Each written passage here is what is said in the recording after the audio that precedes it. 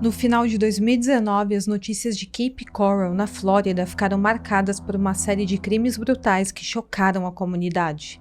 No centro desse turbilhão estava Wade Wilson, um nome que rapidamente se tornaria sinônimo de medo e mistério. E para algumas pessoas, acreditem ou não, ele acabou se transformando também em uma espécie de amor platônico. Como muitos sabem, ele recebeu pena capital, mas algumas mulheres o consideram muito bonito para morrer.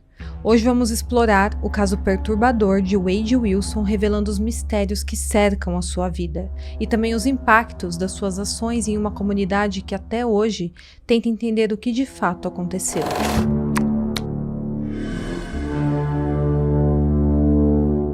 Olá pessoal, sejam bem-vindos de volta ao canal e hoje mais uma vez vamos abrir a caixa de Pandora. Mas antes eu quero dar uma super dica aqui para vocês. Você já reparou que eu estou usando a minha tech t-shirt super linda e confortável da Insider? Então, para você que está buscando roupas super bonitas, de qualidade e também confortáveis, eu te apresento a Insider. Você sabia que eles utilizam materiais de alta tecnologia que proporcionam um conforto incomparável? Eu uso as peças da Insider e eu posso garantir para você que a qualidade é surpreendente, as roupas são super macias, não irritam a pele e ainda tem uma durabilidade incrível. Então, se você está procurando roupas que tenham conforto, qualidade, mas também prezam por um estilo, não deixa de conferir as peças da Insider. Eu tenho certeza que você vai se apaixonar, assim como eu também me apaixonei. Acesse o link que estará aqui no box de informações para visitar o site da Insider e claro que tem um presente meu te esperando por lá, que é o meu cupom de desconto Caixa de Pandora. Então aproveita essa dica incrível e já garante a sua peça. E também é um ótimo presente para você dar para a pessoa que você gosta. Quem não vai amar ganhar uma Insider? Bom pessoal, então é isso. Fiquem comigo até o final do vídeo e bora para o caso de hoje.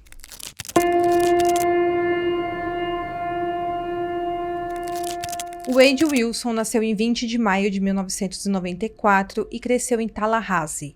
Essa cidade é a capital do estado da Flórida e sede do condado de Lyon. Os pais biológicos do Wade eram adolescentes quando ele nasceu. O pai dele tinha 15 anos na época e a mãe era ainda mais nova, e por isso o casal decidiu entregá-lo para adoção quando ele ainda era um bebê. A avó materna do Wilson conhecia o casal Candace e Steve Wilson, porque eles frequentavam a mesma igreja, e esse casal decidiu que iria adotá-lo. Segundo eles, o Wade foi uma criança alegre que amava os pais, e que só passou a demonstrar problemas de comportamento depois que se viciou em substâncias ilícitas. E claro que anos antes de virar um criminoso como ele se tornou, ele morava com seus pais adotivos em Tallahassee, e ele estudou na Deer Lake Middle School e também na Lawton Chiles High School. E provavelmente ele se formou ali em meados de 2013. O jornal Newsweek conversou com alguns ex-colegas de classe do Wade sobre como ele era na adolescência, para conseguir entender um pouco sobre ele.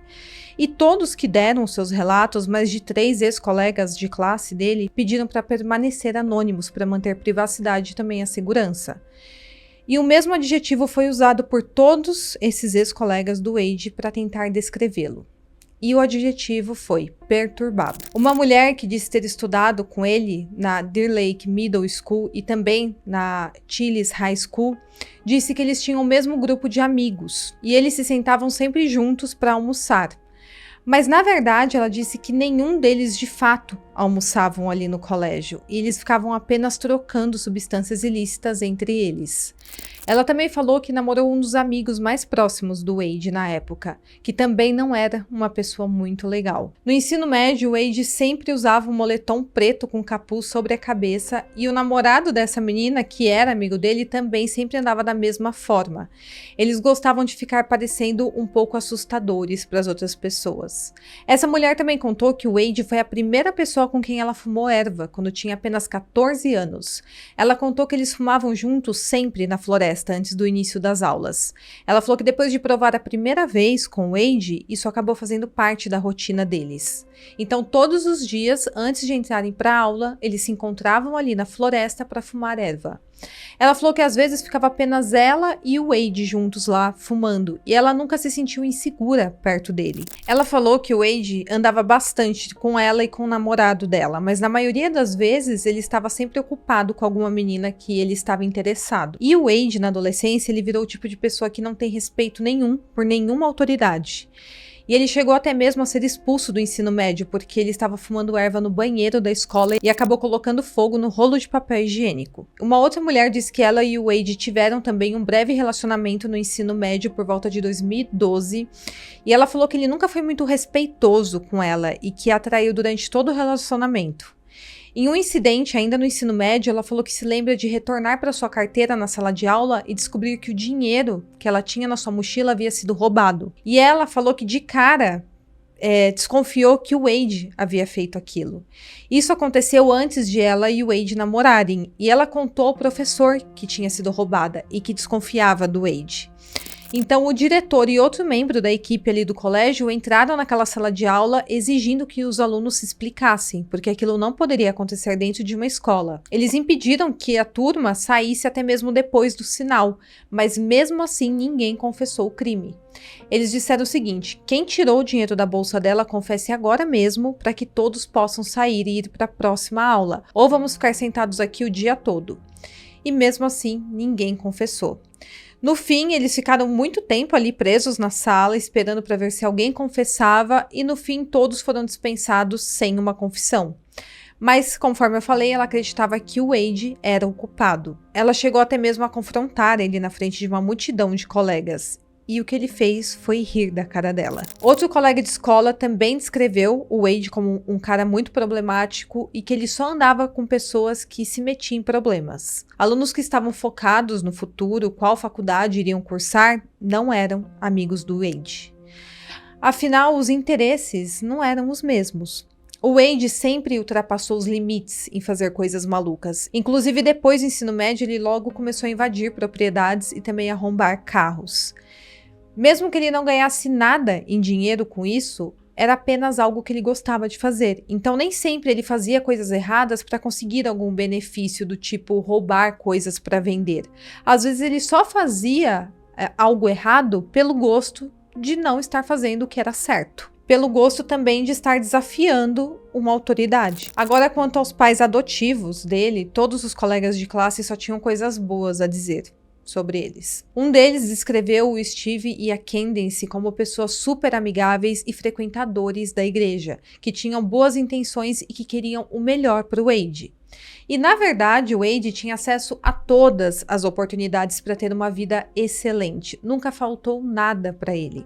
Ele morava em uma bela casa, tinha acesso a carros caros, não passava qualquer dificuldade financeira, os pais eram super amorosos com ele e estavam dispostos a dar o mundo para fazê-lo feliz, mas não era o suficiente. Nem sempre apenas isso é o suficiente para quem gosta do lado obscuro da vida, como ao longo dos anos, o Wade se mostrou ser. E ele começou a dar trabalho bem cedo.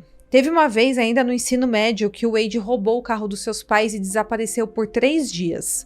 Todo o colégio ficou sabendo do que ele tinha feito e todos passaram a comentar o que o Wade tinha na cabeça para fazer algo desse tipo. E os pais dele perceberam que o filho não era uma pessoa muito fácil. Desde essa época já caiu a ficha deles. Eles tentaram de tudo que podiam para colocar o filho no caminho certo e mantê-lo ali sob controle. Porém, nada do que eles fizeram funcionou. E depois do ensino médio, as coisas, claro, só pioraram. Ele acumulou um histórico de prisões no condado de Leon desde 2012. Ele teve acusações que incluem agressão sexual, roubo, crueldade infantil e crimes com arma de fogo.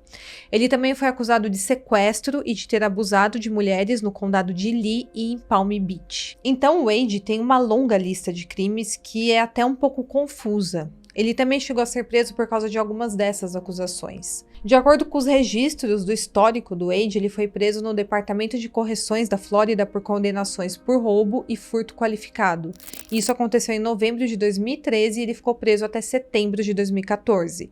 Ele cumpriu uma segunda sentença de prisão por roubo de armas de fogo em outubro de 2017 e ficou preso até julho de 2018.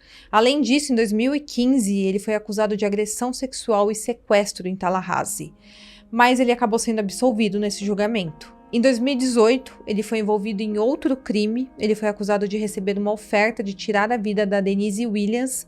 E essa mulher, logo em seguida, foi condenada por ter tirado a vida do seu marido, Mike Williams. Mas no fim, o Wade nunca foi acusado formalmente por esse crime. Em fevereiro de 2019, uma mulher também relatou para a polícia que o seu ex-namorado, que era Wade Wilson, tinha a espancado e apertado o seu pescoço. E de acordo com os registros, as autoridades não encontraram causa provável para prender o Wade nessa ocasião.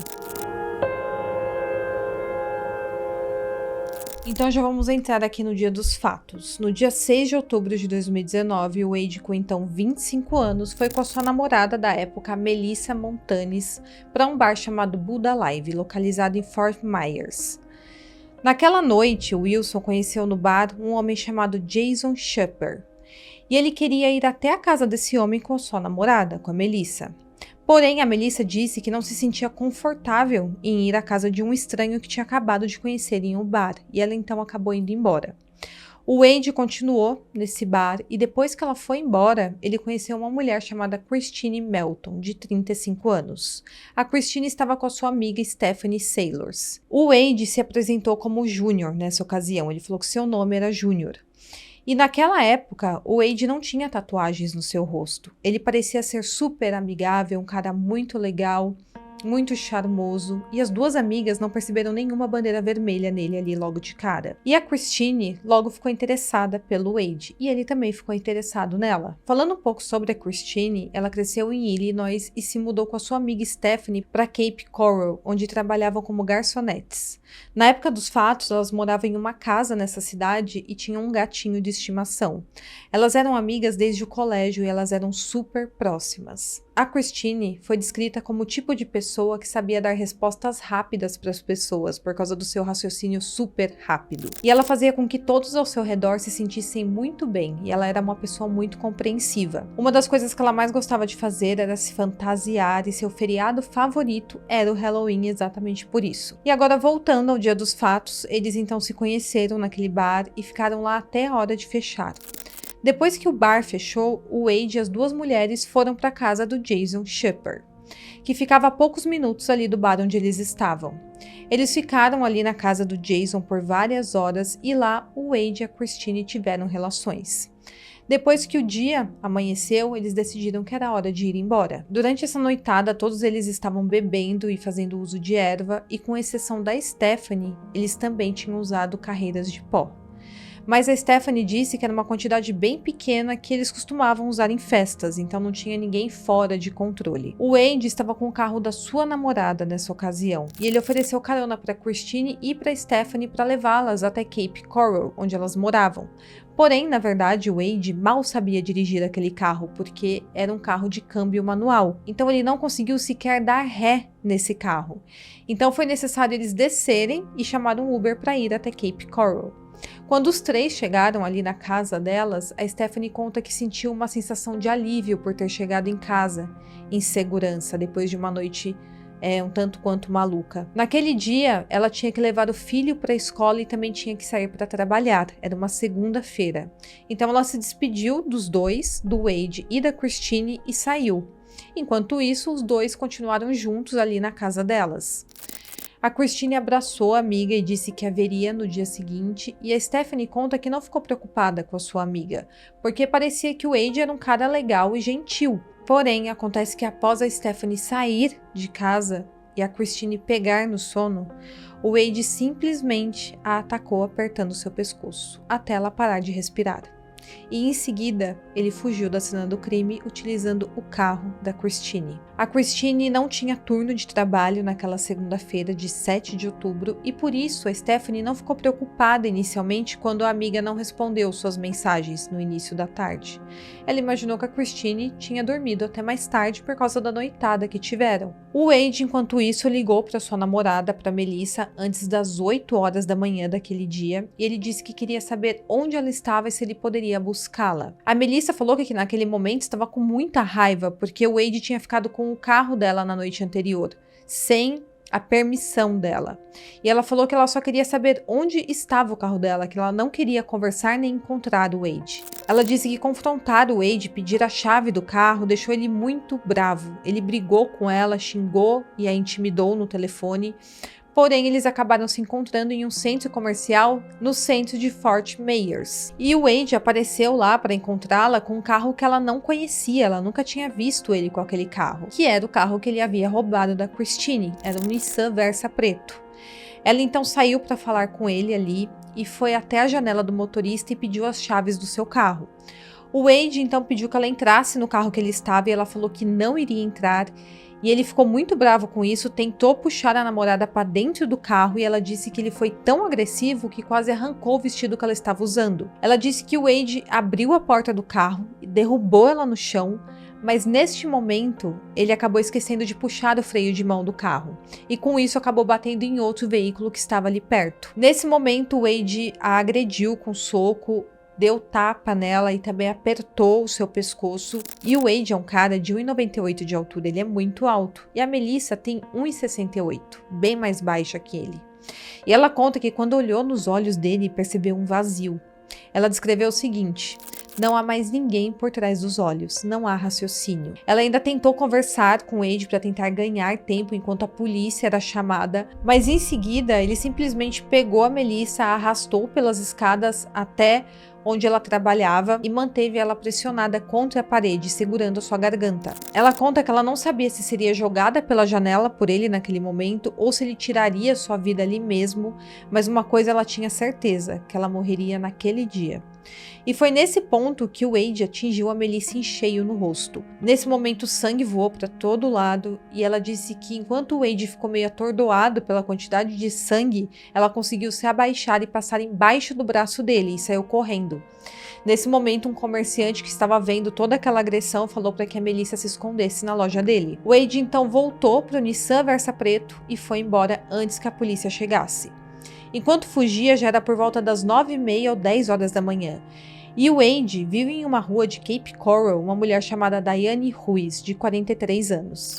Ela estava caminhando para o seu trabalho, que ficava a apenas 10 minutos da sua casa. Ele então se aproximou dessa mulher com o carro e pediu informações sobre como chegar a uma escola próxima. Ele então pediu para Diane entrar no carro dele e mostrar como que chegava lá, e não se sabe se ela entrou no carro por vontade própria ou se ela foi forçada a entrar no carro, mas o fato é que de alguma forma ele conseguiu colocar essa mulher dentro do carro dele. Porém, no momento em que ela tentou sair do carro, ele começou a apertar o pescoço dela enquanto dirigia, até ela perder a sua consciência. Ele então a levou até um terreno baldio e tirou ela do carro e percebeu que ela ainda estava respirando nesse momento. O Wade então entrou novamente no carro e passou por cima dela de 10 a 20 vezes. Depois disso, ele fugiu da cena do crime mais uma vez e o corpo dela seria encontrado apenas 3 dias depois neste mesmo local. A Diane era mãe de 2 filhos e ela estava noiva. Ela foi descrita como uma mulher atenciosa e muito trabalhadora. Ela trabalhava nessa época como bartender em um bar ali em Cape Coral e ela nunca faltou ao seu turno em 5 anos de trabalho. E no momento em que ela foi atraída pelo Wade, ela estava exatamente caminhando, indo para o seu trabalho, para entrar no seu turno das 10 da manhã. Um vizinho que estava tomando café da manhã em sua varanda, chamado Patrick Power, viu aquele Nissan Versa preto saindo daquele terreno vazio que ficava logo atrás da sua casa. Ele percebeu que aquilo era estranho porque ele nunca tinha visto aquele carro na região. Porém, ele não conseguiu ver quem estava ao volante. O Wade então mais uma vez fugiu com o carro que havia roubado da Christine e pouco depois das 3 horas da tarde, a polícia de Fort Myers já estava procurando pelo Wade por causa da agressão que ele havia praticado contra a Melissa. Ele então nesse momento foi para frente de um restaurante ali onde tinha um estacionamento em Fort Myers e lá a polícia o encontrou e o confrontou. O policial falou que ele parecia super nervoso e na defensiva no momento em que ele foi confrontado e ele não queria cooperar. Ele disse ao policial que estava ali apenas esperando a sua namorada, mas quando o policial tentou detê-lo, ele acabou fechando a janela do carro e fugindo mais uma vez.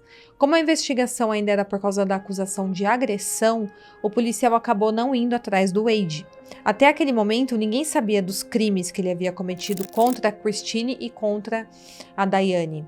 O policial depois acabou justificando que uma acusação de agressão por si só não justifica uma perseguição que poderia causar danos às pessoas e também a propriedades. My partner gets here, okay?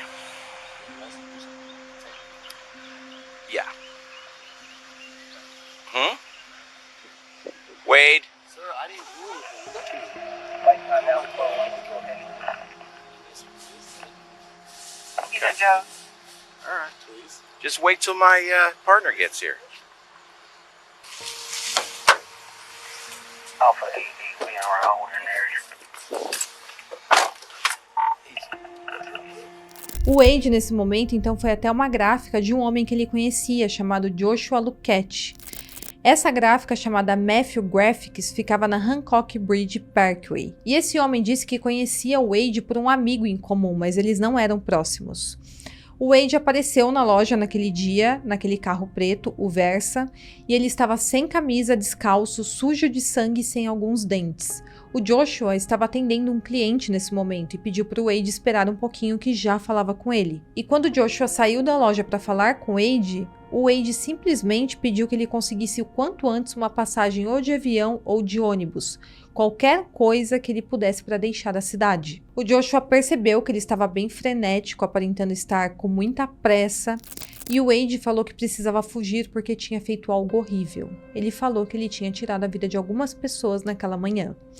A princípio, Joshua disse que não acreditou no Wade. Porém, quando o Wade repetiu que havia feito aquilo, o Joshua acabou acreditando. O Joshua ficou bem assustado com toda aquela situação e ele deu uma desculpa para ir embora e logo em seguida ligou para a polícia. Porém, mais uma vez, o Wade fugiu do local antes que a polícia chegasse. O policial de Cape Coral, chamado Christopher, foi um dos muitos que foram até a gráfica após a ligação do Joshua.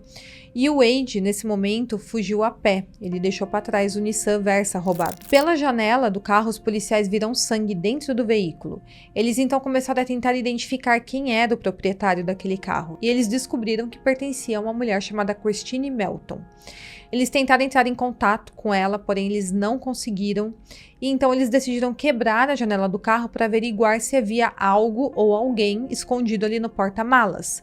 Porém, quando eles verificaram, não havia nada lá dentro. Enquanto isso, o Wade invadiu a casa de um casal para roubar comida e não havia ninguém na casa porque o casal havia viajado naquele dia para Ohio. E naquela mesma tarde, a Stephanie recebeu uma ligação do departamento de polícia de Cape Coral, perguntando se ela sabia onde a Christine estava ou por que o carro da Christine havia sido encontrado em Fort Myers. E foi nesse momento que ela começou a se preocupar com a sua amiga. Ela falou para os policiais que não sabia o que tinha acontecido, mas que a amiga provavelmente estava em casa. E então a polícia de Cape Coral foi até a casa delas e invadiu a casa naquela noite. Eles queriam verificar se a Christine estava lá dentro, de repente machucada, e como não havia ninguém em casa, eles tiveram que arrombar a porta. E no momento que eles acessaram a casa, eles viram um grande fardo de roupas no corredor perto do quarto. Quando eles se certificaram que o criminoso não estava lá dentro, eles foram verificar o que era aquele amontoado de roupas. E quando começaram a desenrolar os lençóis, conseguiram ver uma perna humana com uma tatuagem. E era a Christine enrolada naquelas roupas. Aquela, obviamente, era a cena de um crime, portanto eles saíram do local imediatamente e isolaram toda a casa e chamaram a equipe de investigação. Quando analisaram o corpo, ela além de estar enrolada em roupas de cama, ela estava também amarrada com camisas e calças leggings e também com um maiô. Seu rosto estava preto e azul, suas unhas estavam quebradas, ela tinha também marcas em seu pescoço. E ela foi encontrada no corredor entre o quarto e a cozinha. Já a Diane, a outra vítima fatal do Wade, só deram falta dela quando seus colegas de trabalho se deram conta que ela não tinha chegado ao seu trabalho até as 4 horas da tarde. E então eles chamaram a polícia. Imediatamente, um alerta de pessoa desaparecida foi emitido. Enquanto isso, Wade, logo após tirar a vida das duas mulheres, ficou ligando várias vezes para o seu pai biológico, que se chama Steven Testa Seca. Inicialmente, o Steven não quis atender o filho, mas quando finalmente ele resolveu atender, já era à noite e o Wade contou que tinha tirado a vida de uma pessoa. O pai dele não acreditou na história porque o filho era um bom contador de histórias e falou para que ele ligasse mais tarde, depois do jantar. E nessa altura, a polícia já tinha entrado em contato com Steve, avisando que o filho estava sendo procurado. Durante a ligação do Wade, ele narrou todos os detalhes horríveis dos seus crimes para o seu pai biológico. Porém, o que ele não sabia é que, neste momento, a esposa do Steven estava em contato com as autoridades. Ela então foi ouvindo toda a conversa e repassando as informações para a polícia. O Steven conta que o Wade não demonstrou em momento nenhum remorso pelo que ele havia feito e contou tudo até com uma certa empolgação. O pai dele, então, fingindo que iria ajudá-lo, perguntou onde ele estava para que ele passasse o endereço e ele falou que enviaria um Uber até onde o Wade estava. Porém, ao invés disso, o seu paradeiro foi fornecido para a polícia. Os policiais então entraram em contato com os proprietários da casa onde o Wade estava escondido e eles falaram para os policiais que ninguém tinha autorização para entrar naquela casa. Enquanto ainda estava na casa, Wade comeu as comidas que encontrou no local, pegou roupas masculinas que tinha ali, trocou de roupa e ficou bebendo um vinho caro que tinha lá também.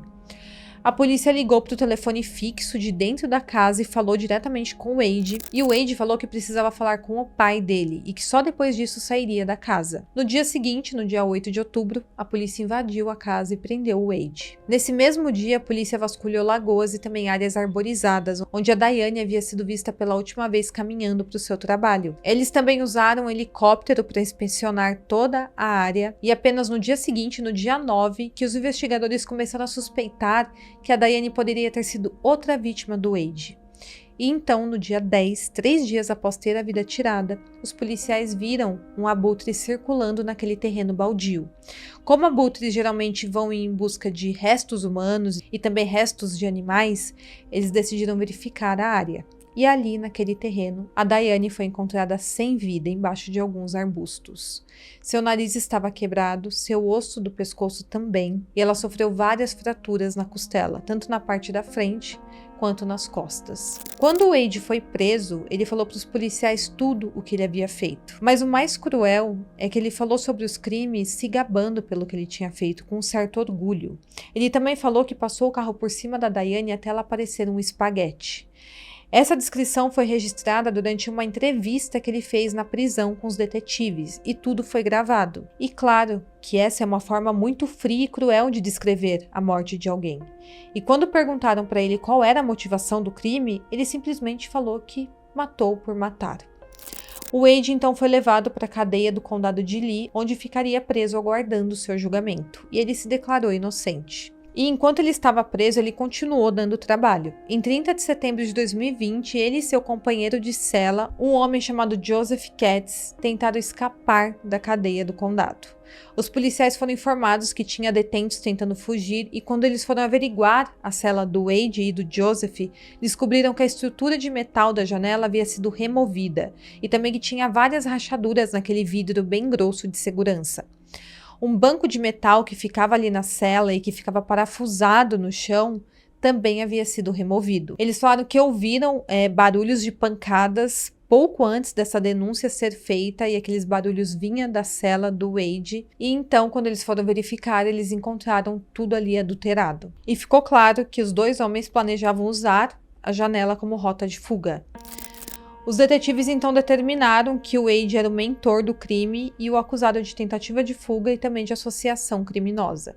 Outro incidente aconteceu em 20 de abril de 2023, quando o Wade, junto com outras 5 pessoas, foram acusados de estarem recebendo substâncias ilícitas dentro da prisão. Nesse dia, um cão farejador que estava farejando a parte de fora ali da cadeia encontrou 2 sacolas com substâncias dentro, e quando testadas, ambas deram resultado positivo para metanfetamina. Ali dentro da sacola continha cigarros soltos, narcóticos, isqueiros e pílulas.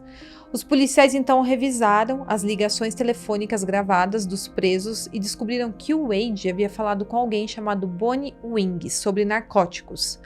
A polícia então conduziu uma investigação secreta onde eles observaram esse homem, o Bonnie, e também mais 3 suspeitos do lado de fora da prisão. Essas 4 pessoas estavam fora da prisão.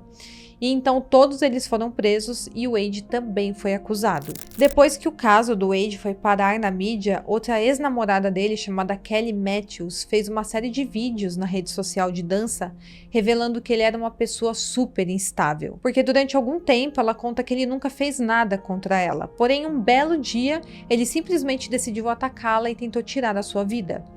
A Kelly falou que eles se conheceram pela internet em 2018 e que ele usava uma espécie de armadilha para atrair as mulheres, porque ele era um cara super carismático, super inteligente, estava sempre sorridente.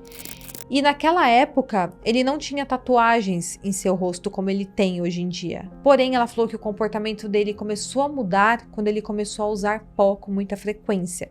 Ela falou que foi a partir daí que ele começou a ter comportamentos violentos contra ela. A primeira briga que ela narra foi quando ela pegou a bolsa dele para verificar se ele estava com substâncias. Nessa ocasião, ele chegou até mesmo a agredir a Kelly.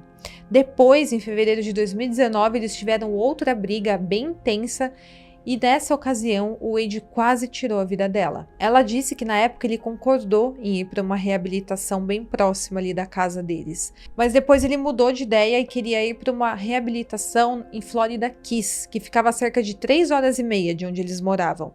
Eles brigaram por causa disso enquanto estavam no carro dentro de um estacionamento. E quando a Kelly falou que o Wade estava mentindo para ela e que queria ir para a Florida Keys para encontrar com alguém lá, foi quando ele começou a apertar o pescoço dela. Ele fez 2 ou 3 vezes isso até ela começar a desmaiar dentro do carro. Depois ele a empurrou no assoalho do carro, cortou suas roupas com uma faca e disse que era para ela ficar lá porque depois ele a colocaria no banco de trás onde abusaria dela. Em algum momento, ela também conta que ele mordeu o rosto dela. Depois disso, ele a amordaçou, amarrou uma camisa em volta do seu rosto e amarrou suas mãos e pés com um saco de lixo que tinha ali dentro do carro. Por fim, o Wade acabou libertando a sua namorada antes que eles chegassem até Florida Keys. Ele então estacionou, entregou para ela as chaves do carro, saiu e entrou em outro carro com uma mulher. Ela falou que ela foi embora o mais rápido que ela pôde e depois ela foi direto para a polícia para explicar o que tinha acontecido. Porém, nada foi feito na época. E tudo isso aconteceu antes do Wade cometer os seus crimes, pouco antes. Então, se na época ele tivesse sido preso, provavelmente teria evitado os crimes posteriores. A Kelly contou que quando ficou sabendo que ele tinha amarrado uma das suas vítimas com roupas, ela se lembrou exatamente do que ele tinha feito com ela, que tinha sido exatamente da mesma forma. Depois de ser preso, o Wade fez aquelas tatuagens no seu rosto que chamou ainda mais atenção para o seu caso na mídia, e é dito que ele teria se associado ali na cadeia com uma gangue supremacista branca, e por isso que ele tem até uma suástica em seu rosto. Ele tem também tatuado o número 14 do lado direito do pescoço, que é um mantra da supremacia, conhecido como as 14 palavras, que são as seguintes: devemos garantir a existência do nosso povo e um futuro para as crianças brancas. Ele também tem o número 88 no lado esquerdo do pescoço, que é o código numérico para a 8ª letra do alfabeto, que é H. E como é 88 2 vezes, é HH, uma referência a Heil Hitler. Ele também tem 2 tatuagens de suástica, uma no couro cabeludo direito e outra embaixo do olho direito. E as tatuagens do Wade foram motivos de moção no seu julgamento. Dias antes do início da seleção do júri, os advogados de defesa do Wade solicitaram que ele pudesse usar maquiagem para cobrir as tatuagens. A moção deles dizia o seguinte, abre aspas, o Wade tem inúmeras e variadas tatuagens no rosto, incluindo pontos, suásticas e outras tatuagens que podem ser questionáveis para membros do júri. Ele gostaria de parecer apresentável para o júri decidir sua culpa ou inocência, ou se ele vive ou morre. Ele também pediu para cortar o cabelo antes do julgamento e o juiz permitiu que ele usasse maquiagem e que cortasse o cabelo. Porém, aparentemente, o Wade não passou maquiagens porque no julgamento suas tatuagens ficaram claramente visíveis. E o Wade foi acusado do seguinte: homicídio em 1º grau da Christine Melton, furto de veículo, homicídio em 1º grau de Diane Ruiz, roubo de moradia e pequeno furto de 1º grau. O julgamento dele teve início esse ano, em 2024, e o tribunal levou 4 dias inteiros para selecionar o júri. Os advogados começaram entrevistando jurados em potencial, um por um, para responder algumas perguntas, porque eles queriam saber se as pessoas que iriam integrar ali o júri tinham conhecimento prévio do caso, se tinham assistido ao noticiário ou então lido algo sobre a investigação, ou então se tinham alguma dificuldade potencial, por exemplo, cirurgias, férias marcadas, qualquer coisa que as impedissem de fazer parte ali do júri. E surgiu uma das perguntas mais difíceis ali para a maioria dos jurados, que era a seguinte: quais eram suas opiniões sobre a pena capital? Porque sim, com os crimes que o Wade foi acusado, ele poderia ser eleito à pena capital. No estado da Flórida existe a possibilidade de condenação com pena capital, que foi onde o Wade praticou os seus crimes. Em abril do ano passado, o governador de lá, o Ron DeSantis, assinou um projeto de lei para permitir uma recomendação de pena capital se pelo menos 8 dos 12 jurados votassem a favor. Antes disso, só poderia recomendar essa pena se todos os jurados votassem a favor. E para o júri do Wade, o Estado estava procurando por pessoas que estivessem ali no meio do caminho em relação à pena capital, que não fosse radical nem para o sim e nem para o não, para que pudessem ouvir os fatos do caso do Wade e decidir com base na investigação. O julgamento teve início em junho de 2024 e logo de cara tomou conta dos noticiários até mesmo aqui do Brasil.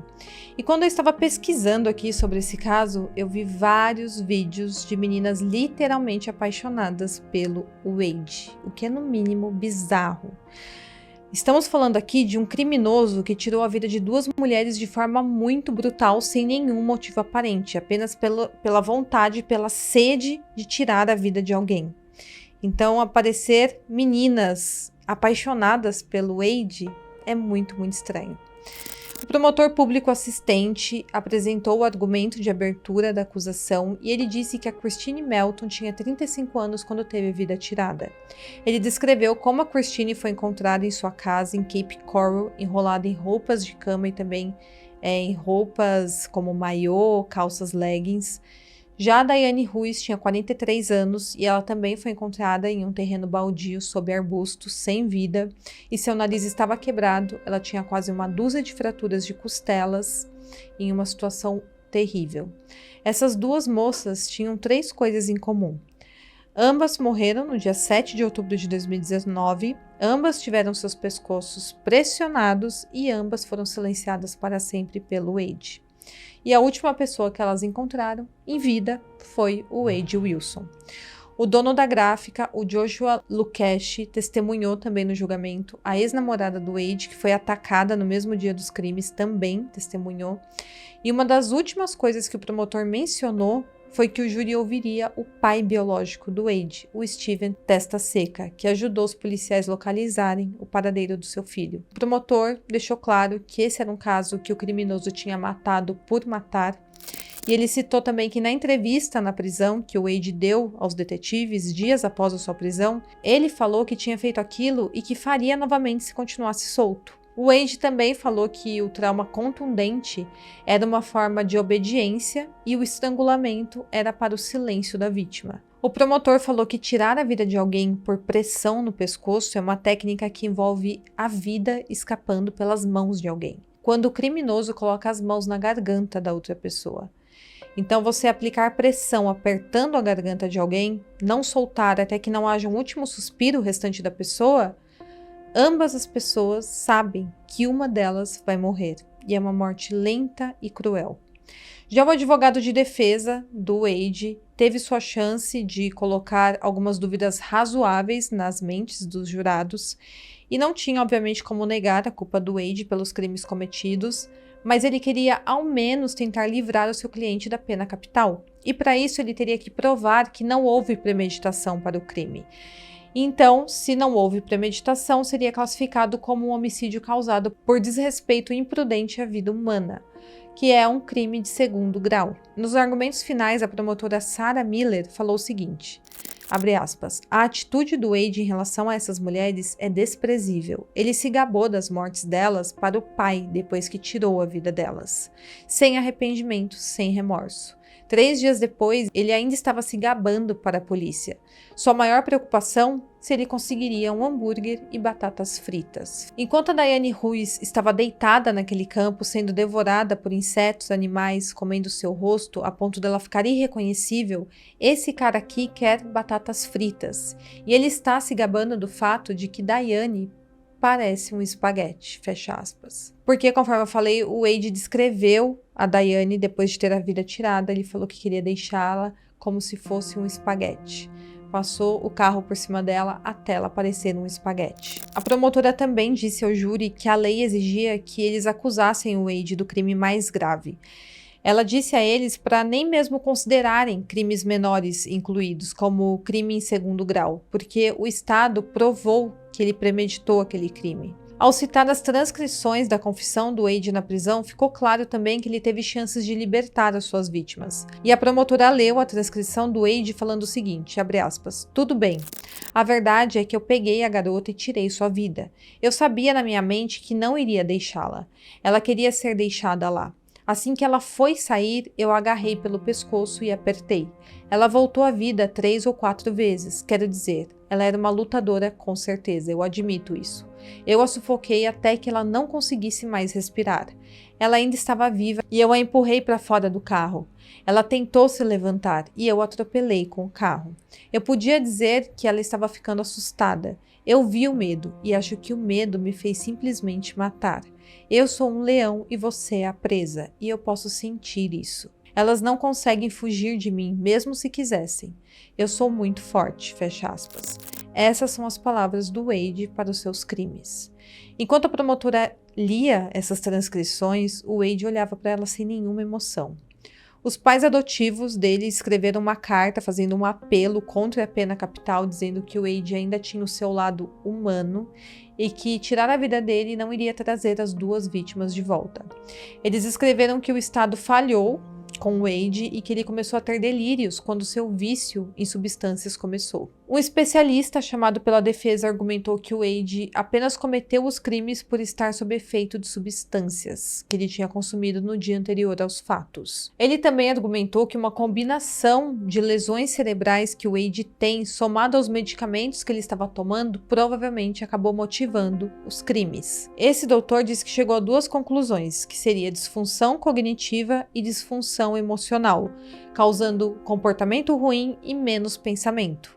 Ele também disse que encontrou evidências de uma lesão cerebral no Wade. Ele apresentou imagens do cérebro do Wade e disse que um dos ventrículos do cérebro é maior que os outros e que ele teria alguma atrofia também no lobo frontal.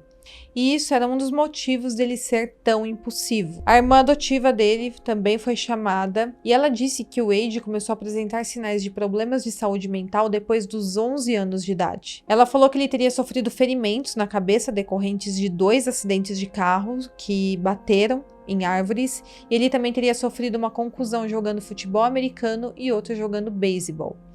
Esse médico chegou a realizar alguns testes no Wade e quando pediram para que o Wade desenhasse um relógio, ele desenhou 2x. O médico também alegou que o Wade tinha movimentos oculares incomuns, que ele relacionou a danos cerebrais. Então ele estava tentando justificar que o Wade era um homem doente, não um criminoso. Porém, um neuropatologista que também foi chamado prestou um depoimento e disse que não encontrou nenhum dano no crânio ou no cérebro do Wade. Além disso, ele falou que não viu nenhuma evidência de atrofia e que ele tem um cérebro adulto com estrutura normal, super saudável. E então, todas as evidências e testemunhos levaram o júri a apenas um veredito: culpado conforme a acusação. Os 12 jurados levaram um pouco mais de 2 horas para retornar com o veredito. E eles consideraram o Wade culpado das 6 acusações. Ele não demonstrou nenhuma emoção enquanto o escrivão lia o formulário do veredito. E enquanto isso, na plateia, as famílias das vítimas eram vistas de mãos dadas e chorando bastante. Durante a fase de pena do julgamento, os 12 jurados tiveram a opção de recomendar prisão perpétua sem liberdade condicional ou então pena capital. E 9 dos 12 jurados recomendaram que o Wade Wilson fosse condenado à morte pelo crime contra Christine Melton. E também 10 dos 12 jurados também recomendaram que o Wade Wilson fosse condenado à pena capital pelo crime contra Diane Ruiz. E então, na terça-feira, no dia 27 de agosto de 2024, o juiz Thompson impôs as 2 sentenças de morte ao Wade, com então 30 anos. Wade Stephen Wilson be sentenced to death for each count of first-degree murder. Accordingly, it is ordered in the judge that the defendant, Wade Stephen Wilson, be sentenced as follows. Count 1, first-degree murder of Christine Melton. The defendant is hereby sentenced to death. Count 2, grand theft of a motor vehicle. The defendant is sentenced to 5 years imprisonment in the Florida Department of Corrections. Count 3, battery. The defendant is hereby sentenced to 364 days in the Lee County Jail. Count 4, first-degree murder of Diane Ruiz. The defendant is hereby sentenced to death. Count 5, the burglary of a dwelling, defendant is hereby sentenced to 15 years imprisonment in the Florida Department of Corrections. Count 6, petty theft, the defendant is hereby sentenced to 364 days in Lee County Jail. The defendant is given credit for all time served on this case on all counts. All counts are to run concurrent with each other, meaning at the same time. All statutorily mandated fines, fees, and costs as announced on the record are imposed, and the defendant is committed to the custody of the Department of Corrections for execution of this sentence as provided by law. E um pedido do Wade foi que ele fosse levado para execução o quanto antes. E o juiz falou que a data mais próxima seria de 16 de setembro. Pouco depois disso, o Wade foi transferido da prisão do condado de Lee para o corredor da morte na instituição correcional em Union, na Flórida. Essa data da execução já passou e muita gente achou que ele seria executado, porém, na verdade, os casos de pena capital são automaticamente apelados à Suprema Corte da Flórida. Se o Wade perder todos os recursos e tiver o pedido de clemência executiva negado pelo governador, ele poderá ser executado assim que o governador emitir a sentença. Então ele ainda vai apelar a essa decisão e mês que vem ele tem uma audiência marcada para avaliar o seu caso. E esse caso, conforme eu falei, ficou muito conhecido porque tem muitas mulheres apaixonadas por esse criminoso cruel. E agora eu quero saber a sua opinião. Deixa aqui nos comentários, você é a favor ou não da pena capital para um caso como esses. E então é isso, espero que vocês tenham gostado e até o próximo caso.